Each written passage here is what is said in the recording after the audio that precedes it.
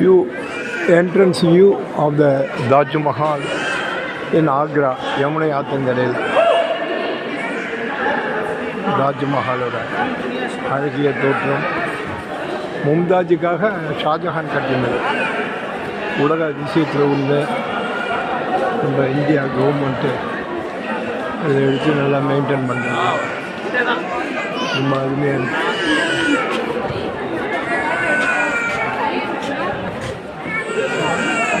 Views.